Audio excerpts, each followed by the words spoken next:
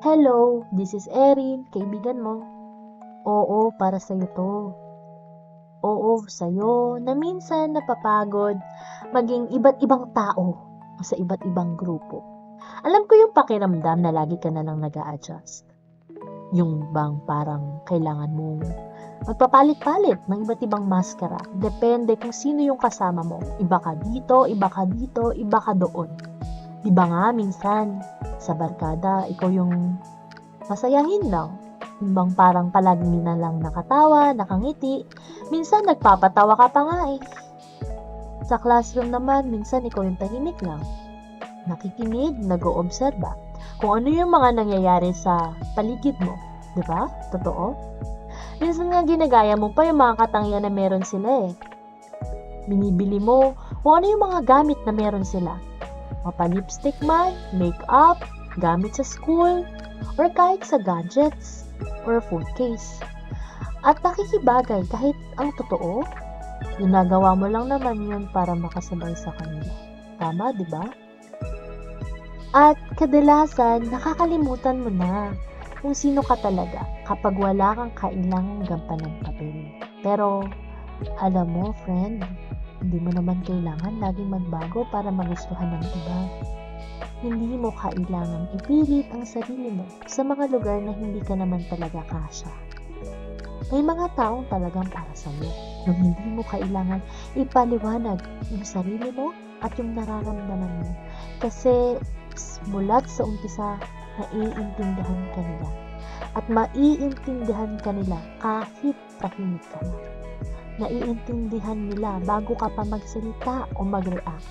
Naiintindihan nila kung ano yung mararamdaman mo bago pa mangyari yung isang bagay. Kino-consider ka nila sa bawat bagay na meron sila at ginagawa nila.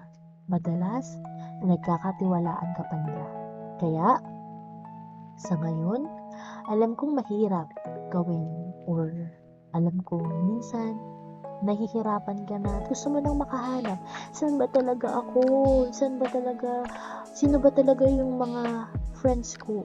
Habang hinahanap ng circle mo, huwag mong kalimutan yung pinaka-importanteng connection. Yun ay yung connection mo sa sarili mo. Tanungin mo yung sarili mo.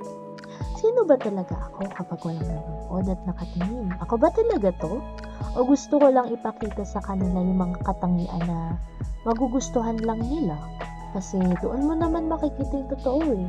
Yung ikaw na hindi kailangan magpanggap. Kasi normal lang naman maligaw. Normal lang na hindi agad makahanap ng tinatawag nating home. Somewhere you belong to, diba? Pero darating yung araw na makikilala mo yung mga taong kaya nga tanggapin mo. Walang maskara, walang takot, walang pangamba. Kaya sa ngayon, friend, huminga ka muna. Okay? Exhale. Yan. Tingnan. Don't be too hard on yourself. Sarili mo yan, diba? Maging totoo ka naman. Hanapin mo kung saan ka ba magaling. Ano ba yung ayaw mo? Yung gusto mo? Sa kaibigan? Sino ka ba sa kanila? At ano ba yung mga gusto mong katangian na meron yung kaibigan mo? Yung mga bagay na nag-i-enjoy kang gawin at yung mga bagay na ayaw mong gawin, ilista mo sa isang papel. Basahin mo, kilalanin mo naman ang sarili mo this time.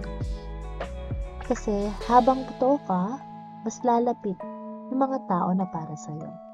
This is Erin, reminding you, you don't have to fit in everywhere.